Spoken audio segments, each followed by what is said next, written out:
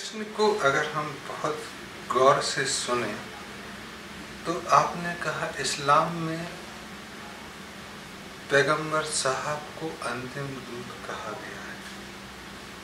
अंतिम दूत, उसके पहले बहुत सारे दूत आए होंगे, ऐसा आपके प्रश्न से स्पष्ट झलकता है।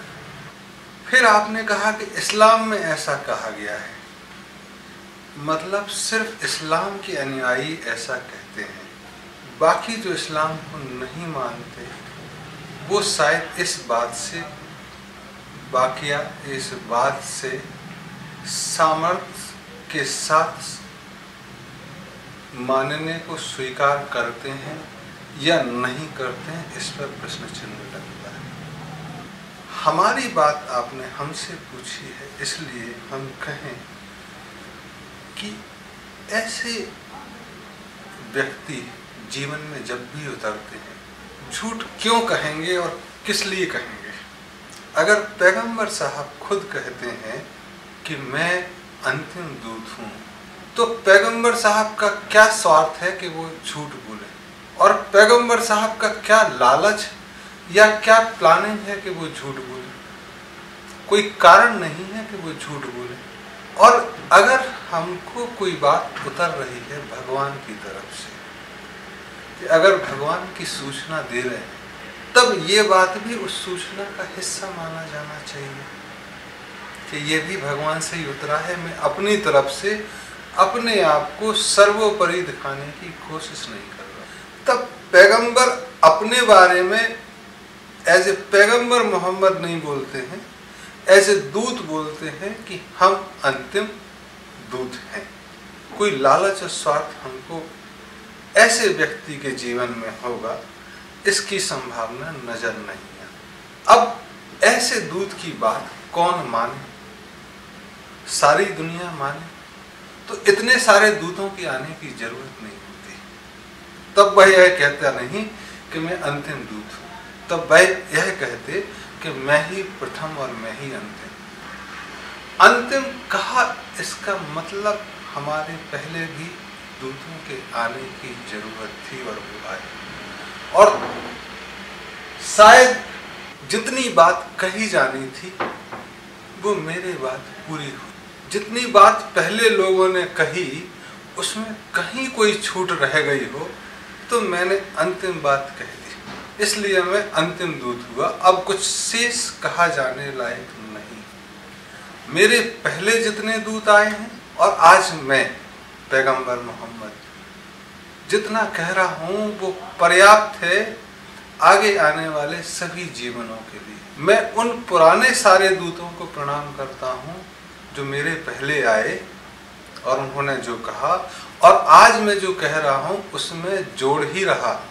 और उस अल्लाह ताला की तरफ से इतना कह सकता हूँ कि अब मेरे बाद जो भी होगा वो पुनरावृत्ति होगी, कुछ नया नहीं। तब जब मैं कहता हूँ कि 1,24,000 दूत पहले आए हैं, तब उन्होंने जो भी कहा और मैं जो कह रहा हूँ वह सब मिला के पर्याप्त होता है। तब कुछ लोगों की ये नासमझी होगी कि मेरे द्वारा ही कहा गया हुआ पहला और अंतिम मान लो। मेरे पहले भी तो 1,24,000 आए हैं, उन्होंने भी कहा है, वह भी सार्थक है। और आज जो मैं कह रहा हूँ उसमें जोड़ रहा हूँ, वह अकेला और अंतिम नहीं है, वह उनके क्रम में अंतिम है। जैसे गिनती 1 से 100 तक होती है तो 100वां शब्द 100 तक की गिनती को पूर्ण करता है, लेकिन उसके पहले जो 99 है उनकी कीमत खत्म नहीं होती। 100वां होना ही ये दिखाता है कि 99 पहले रहे हैं, और 100वें का वजूद 99 पहले होने के कारण सामने वाला अगर 99 को नकार दे और सिर्फ 100वें को माने, तब यह कम समझी, ना समझी या भूल या एक मूर्छा में रहने जैसी स्थिति हो सकती है कि आपका पेट अगर 8 रोटी में भरे तो आप 8वीं रोटी को ही धन्यवाद दो और पहले 1 से 7 तक को भूल जाओ। सबका योगदान आपका पेट भरने में है। तो आज हम जहाँ खड़े हुए हैं वो सारे 1,24,000 और +1 सबके ज्ञान और सबके आशीर्वादों के फलस्वरूप हम इतनी बात कह रहे हैं या इतना सोच रहे हैं। तब अगर हम एक को ही, चाहे वह 1,24,000 में हो या 1,24,000 एक माह, उनको महत्व ही देंगे, तब कुछ लगेगा कि मैं अपना स्वार्थ या कुछ नासमझी सिद्ध करने की कोशिश कर रहा हूं। आज जो हम खड़े हैं पुरानी पीढ़ी के कंधे पे खड़े हैं, तो जो उन्होंने जितना ज्ञान अर्जन किया वह हमारे हड्डी और मज्जा और रक्त में शामिल है। जैसे कहते हैं कि ह्यूमैनिटी और मैनकाइंड, जो आदमी औरत हैं, वह पूरी प्रकृति का फल है। जैसे एक पेड़ में फल होता है तो वह उस पूरी पेड़ के बारे में कह सकता है, और उसमें जो बीज होता है उससे एक नया पेड़ लग सकता है जो उस जैसा होगा। तो हमारे जो कल के दिन बच्चे होंगे वो हमारा भी ज्ञान लिए होंगे। तब अगर वह कहें कि मेरे दादा का ज्ञान या परदादा का ज्ञान बेकार है, सिर्फ मेरे बाप का ही ज्ञान अच्छा है, तब हम कहेंगे कि नहीं बच्चे, तुम भूल कर रहे हो। जितना मैंने सीखा है मैंने अपने पापा से सीखा है, और मेरे पापा अगर जिंदा होंगे तो वो कहेंगे हमने अपने पापा से और उनके पापा से। और अगर हम पीछे चलेंगे तो नानक से अगर पूछेंगे तो वो कहेंगे हमने कबीर से सीखा, और कबीर रामदास का नाम लें, और एक के पीछे एक गुरु आते हुए पैगंबर साहब आएंगे, बुद्ध भी आ सकते हैं, ईसा मसीह भी आ सकते हैं, और उसके पहले जितने भी हुए हैं, चाहे वह दाऊद हो, मूसा हो, इब्राहिम हो, ये सब कतार से पीछे उस प्रथम पुरुष तक जाएंगे जिसको सनातन परंपरा में पहला गुरु बृहस्पति कहते हैं। और बृहस्पति से जब पूछते हैं तो वो कहेंगे हमने ब्रह्मा से सीखा, और ब्रह्मा से जब पूछते हैं तो वो कहते हैं हमने इस ब्रह्म से सीखा, उस एक अल्लाह से सीखा है जो सर्वत्र वर्तमान है। तो ब्रह्म भी कहते हैं कि हमने ब्रह्मांड से सीखा। तब ये चेन प्रकृति के शुरुआत तक जा सकती है। लेकिन हम कहें कि नहीं मेरा बाप ही सबसे महत्वपूर्ण है और वही पहला और अंतिम है, तब आप इसको क्या करोगे? इसके बाद अगर हम चीजें चलें और इस दृष्टि को दूसरे तरफ से अगर हम देखें, तब हम चाहेंगे कि अगर हम अंतिम हैं तो ये परंपरा पूर्ण हो। कोई आने जाने वाला हर कोई अपने आप को मैसेंजर ऑफ गॉड न कहने लगे, न उस पर पिक्चर बनाने लगे, क्योंकि फिर एक मारधाड़ शुरू हो जाएगी। अगर हम कहेंगे आने वाले हैं और भी, तब लोग मेरी बात क्यों मानेंगे? तब कहेंगे नया आने दो और नया आने, तब एक परंपरा हो जाएगी। अगर तुम सिखों में देखोगे तो 10वें गुरु गुरु गोविंद सिंह ने ग्रंथ को ही गुरु मान लिया, लेकिन एक निरंकारी परंपरा में से कुछ लोगों ने कहा नहीं गुरु हैं, और वहां से निरंकारी परंपरा। तो बहुत सारे लोगों ने पैगंबर साहब को अंतिम पैगंबर माना और कुरान को मान लिया, लेकिन बहुत सारे लोगों ने हजरत को और दूसरे लोगों को ज़्यादा मानने शुरू कर दिया और आपस में लड़ लिए, शिया और सुन्नी की, वहाबी की तरह, और कितने ही सेक्टरों के। अगर वो एक मानते तो आज शायद ये झगड़ा नहीं। तो सर्वप्रथम पैगंबर मोहम्मद को जो मानते हैं उनका उत्तरदायित्व बनता है कि वह उस पर चले। जब वह चलेंगे और उनको लोग हंसता प्रसन्नता भरा चेहरा उनका देखें तो शायद उनके अनुकरण के लिए आगे।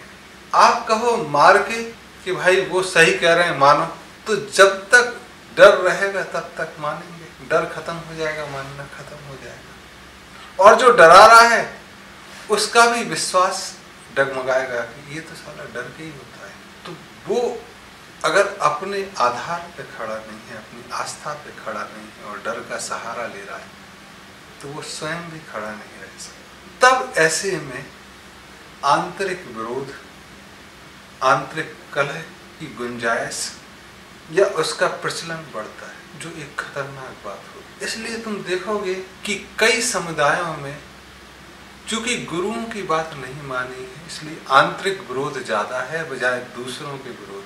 तीसरा एक चीज इसमें पहलू होता है, क्या जब पैगंबर मोहम्मद बोल रहे हैं तब यह कह के कि मैं अंतिम हूँ, आगे के विकास की मार्ग रोक रहे हैं? क्योंकि प्रकृति जब जैसे ही हमने कहा कि यही अंतिम है, तब हमारी आने वाली संतानें क्या सोचेंगी और क्या करेंगी, क्योंकि उनको नया सोचने के लिए तो कुछ है ही नहीं, करने के लिए कुछ है ही नहीं।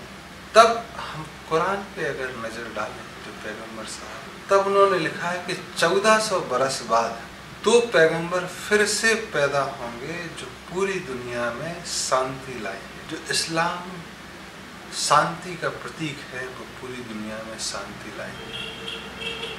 तब पैगंबर एक तरफ कहते हैं कि मैं अंतिम दूत हूँ और दूसरी तरफ लिखते हैं कि 1400 बरस बाद 2 फिर से आएंगे।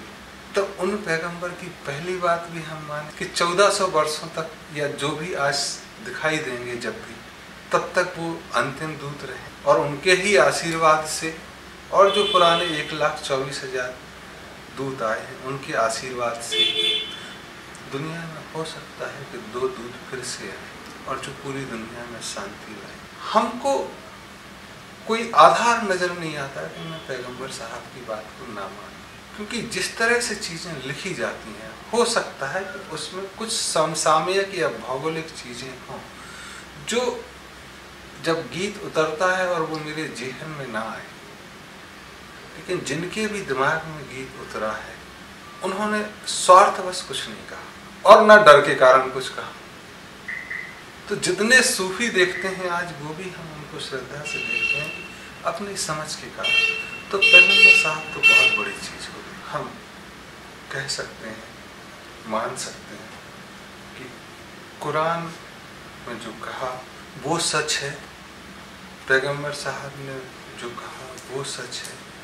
हमारी समझ के कारण, कम समझ के कारण हम उसको समझ नहीं पाए, ये हमारी गलती। इसके लिए हमें आपस में चर्चा, कुरान पे चर्चा, शास्त्रार्थ का प्रमोट करना, उसको बढ़ावा देना शुरू करना, कि धर्म की चर्चा हो। धर्म की चर्चा में साहस का समावेश हो, साहस के साथ हो, और उसके चर्चाओं के परिणामों को हम बाध्यता के कारण ना माने, हम आदर के कारण और अपनी खुशहाली के कारण माने। ऐसी प्रक्रिया को आगे बढ़ाने की जरूरत। तब इस्लाम धर्म पे ये पहली जिम्मेदारी बनती है कि कुरान की जितनी व्याख्याएं हो सकती, जो हम रोक दिए हैं कि व्याख्या नहीं करेंगे, उतनी व्याख्याओं को आदर के साथ शुरू करवाएं। हो सकता है कोई कम समझ के कारण उसको गलत समझे, कोई विरोध करे। जैसे गांधी जी ने गीता का अनुवाद किया और एक जगह लिखा कि ये हमको समझ नहीं आया कि कृष्ण जी ने ऐसा क्यों कहा। ऐसा कोई कह सकता है, तब आप पे उस पे आरोप लगाना या उसको गाली देने की जरूरत नहीं। उसने अपनी समझ के कारण, उसकी अपनी स्वतंत्रता, अपनी समझ के कारण उसने कहा। लेकिन जो भी अनुवाद करेगा, जो भी व्याख्या करेगा, अनुवाद में व्याख्या करेगा, वो पहले तो खुद समझेगा ना। और आपका काम या हमारा काम वहां से आगे बढ़ता है कि एक आदमी ने तो समझा उसको ढंग से, एक आदमी ने तो जिया। रामकृष्ण परमहंस ने एज ए मुस्लिम रहने की प्रक्रिया को काफी दिन अपनाया और उन्होंने कहा कि धर्म के हिसाब से मेरी समझ में, मेरे अनुभव से सही ठहरता है जो कुरान। आधुनिक युग में जिस एक व्यक्ति ने पूरी तरह से अंगीकार करके इसको अपनाया है वो मुसलमान नहीं, हमारे शायद सबके आदर के पात्र हों, वो रामकृष्ण परमहंस ने करके दिखाया कि 5 वर्ष नमाज कुरान के हिसाब से रहना जैसे रहते हैं से भी भगवान की प्राप्ति होती है। तब ऐसे आदरणीय व्यक्ति, ऐसी समझ वाले व्यक्तियों की वक्तव्यों को हम हवा में नहीं उड़ा सकते। हमारे हवा में उड़ाने की पात्रता तब आएगी जब हम उसको पूरा समझें, उसके हिसाब से जी के देखें और ना पाए तब। उसके पहले तो हमको ये करके देखना हो, जीवन हम वैसे जिए जितनी सामर्थ्य उसके हिसाब से, या 1,24,000 लोगों ने जिन्होंने कहा उनके हिसाब से। तब हम खुशहाली जीवन में ना पाए तब बात कहने की है। उसके पहले फिर यही कहूँगा कि पैगंबर साहब जो कह रहे हैं हम उनसे सहमत हैं या असहमत, ये हमारी औकात के बाहर है। अगर कोई दूत ऐसा बोलता है इसको उतरा तो हमारी बहुत छोटी समझ है कि हम सहमत असहमत हैं, हम उनकी बात मान लेते हैं और उनकी बाकी बातें भी कि 1400 साल बाद है तो हम इंतजार कर सकते हैं कि वो मैसेंजर आए और दुनिया को शांति का पाठ न पढ़ाए बल्कि शांति, प्रैक्टिकलिटी में, वास्तविकता में लेके आए। धन्यवाद।